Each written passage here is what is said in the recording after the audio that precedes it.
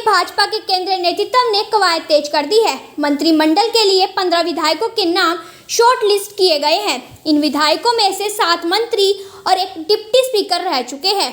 केंद्रीय नेतृत्व ने नाम को अंतिम रूप देने से पहले इन एमएलए की प्रोफाइल मंगवाई है।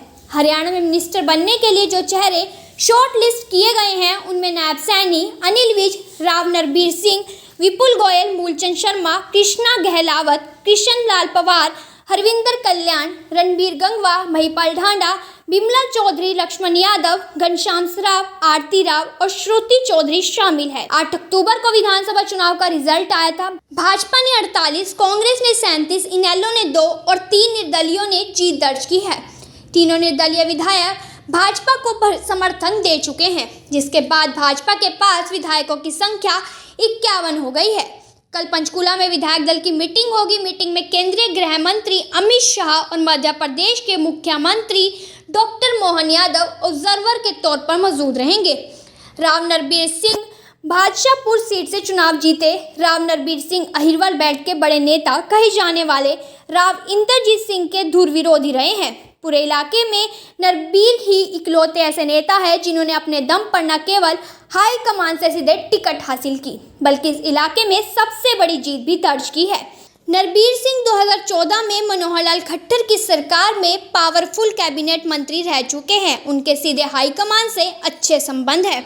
उनकी कैबिनेट मंत्री के पद पर दावेदारी काफ़ी मजबूत है। इसकी दूसरी वजह उनका राव इंद्रजीत सिंह का विरोधी होना भी है। 10 विधायकों में राव इंद्रजीत सिंह के धुर विरोधी में इकलौते राव नरबीर ही है। भाजपा नरबीर को मंत्री बनाकर इलाके में राव इंद्रजीत सिंह के बराबर नेता खड़ा कर सकती है। बिमला चौधरी ने पटौदी विधानसभा सीट से जीत दर्ज की है। वह 2014 में भी इसी सीट से विधायक बनी थी। 2019 में भाजपा ने उनका टिकट काट दिया था।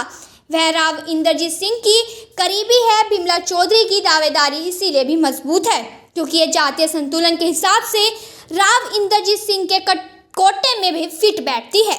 इसके अलावा उन्हें विधायक रहते हुए प्रशासनिक अनुभव भी है। लक्ष्मण यादव वह रेवाड़ी सीट से चुनाव जीते हैं। वह 2019 में कोसली से विधायक चुने गए थे। राव इंद्रजीत सिंह और संगठन दोनों की पसंद की वजह से उन्हें टिकट मिला। अहिरवाल इलाके में यादवों की वोट एक तरह से एक तरफा भाजपा के पक्ष में पड़ा। 2019 में भले ही रेवाड़ी सीट पर भाजपा जीत दर्ज नहीं कर पाई, लेकिन 2014 में यहाँ पहली बार कमल खिला था। अहिरवाल बेल्ट की राजधानी कहे जाने वाली रेवाड़ी को पिछले 10 सालों में मंत्री पद नहीं मिल पाया। ऐसे में लक्ष्मण यादव के नाम पर राव इंद्रजीत सिंह भी सहमति जता सकते हैं। आरती राव इंद्रजीत सिंह की बेटी आरती राव ने अटेली से चुनाव जीता है। पिछले 3 चुनाव में अटेली में भाजपा उम्मीदवार ही चुनाव जीतते आ रहे हैं।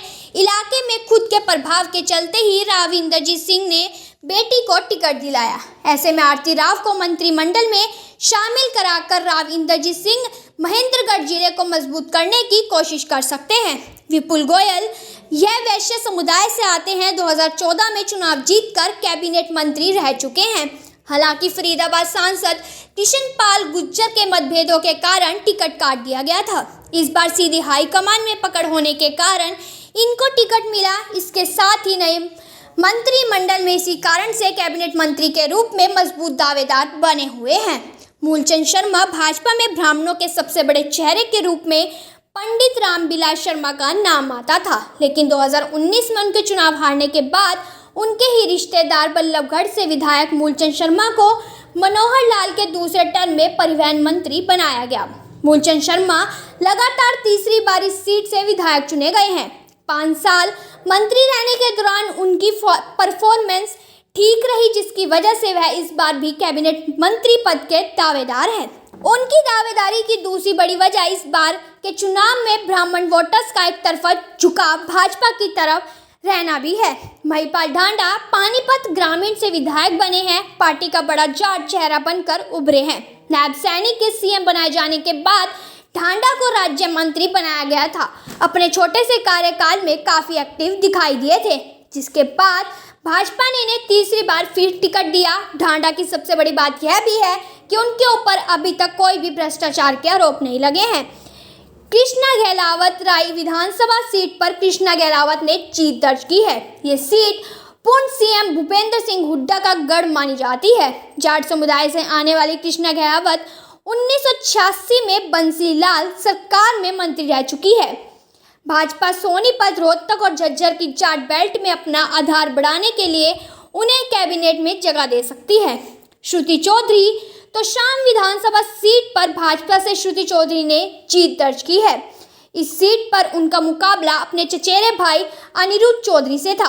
भिवानी महेंद्रगढ़ सीट से सांसद रही श्रुति चौधरी को लोकसभा चुनाव में कांग्रेस से टिकट नहीं मिला था। इसके बाद वे अपनी मां किरण चौधरी के साथ बीजेपी में शामिल हो गई। तो शाम पर बंसीलाल परिवार का खासा प्रभाव रहा है। इससे पहले किरण चौधरी इस सीट से लगातार जीत हासिल करती रही है। उन्हें अब राज्यसभा भेज दिया गया है।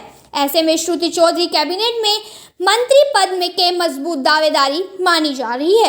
हरविंदर कल्याणी रोड समाज से आते हैं। प्रदेश की घरोंडा सीट से इन्होंने जीत दर्ज की है। 2019 में भी चुनाव जीतकर विधानसभा पहुंचे थे, लेकिन मंत्रिमंडल में शामिल नहीं किया गया था। मनोहर लाल खट्टर के बाद नायब सैनी के कार्यकाल में भी मंत्रिमंडल में शामिल नहीं हो पाए थे। इस बार इस समाज को बीजेपी नई सरकार में प्रतिनिधित्व देना चाहती है, इसलिए दावेदारी मजबूत है। ये पूर्व सीएम और केंद्रीय मंत्री मनोहर लाल खट्टर के करीबी माने जाते हैं। किशन लाल पंवार बतौर राज्यसभा सांसद रहते हुए इसराना से विधानसभा चुनाव लड़ा। अब तक 6 बार के विधायक रह चुके हैं। सीनियरिटी के हिसाब से बीजेपी में दूसरे नंबर पर आते हैं। इनसे पहले अनिल विज 7 बार के विधायक बन चुके हैं। दलित समाज से आते हैं। इस चुनाव में दलितों के समर्थन मिलने के बाद बीजेपी में पंवार की मजबूत दावेदारी है। इसके साथ ही पूर्व सीएम मनोहर लाल खट्टर के भी काफी करीबी हैं। रणबीर गंगवा संसदीय मामलों के अच्छे जानकार हैं। मनोहर लाल खट्टर और नायब सैनी की सरकार में डिप्टी स्पीकर रह चुके हैं। गंगवा इस बार बरवाला सीट से चुनाव जीतकर विधानसभा पहुंचेंगे। इस नई सरकार में उन्हें स्पीकर या डिप्टी स्पीकर की जिम्मेदारी दी जा सकती है। घनश्याम सराफ भिवानी से लगातार 4 बार विधायक हैं। 2014 में केंद्रीय मंत्री मनोहर लाल खट्टर के कार्यकाल में राज्य मंत्री रह चुके हैं। वैश्य समाज से आते हैं। बीजेपी ने इस चुनाव में 36 बिरादरी को साथ लेकर चलने का वादा किया है। ऐसे में उनके अनुभव को देखते हुए केंद्रीय नेतृत्व ने उन्हें राज्य मंत्री पद की जिम्मेदारी दे सकता है। अनिल विज हरियाणा में इस बार विधानसभा में सबसे सीनियर अनिल विज होंगे। इसकी वजह यह है कि ये ऐसे पहले विधायक बने हैं जिन्होंने 7 बार लगातार विधानसभा चुनाव जीता है। मनोहर लाल खट्टर के कार्यकाल में सेकंड पोजीशन पर रहे। हालांकि नायब सैनी के कार्यकाल में उन्हें मंत्रिमंडल में शामिल नहीं किया गया था, लेकिन इस बार वह फिर से कैबिनेट में अहम विभागों की जिम्मेदारी संभाल सकते हैं। पार्टी यदि डिप्टी सीएम फॉर्मूला लाती है तो विज के डिप्टी सीएम भी बनाया जा सकता है। अनिल विज पंजाबी समुदाय से आते हैं।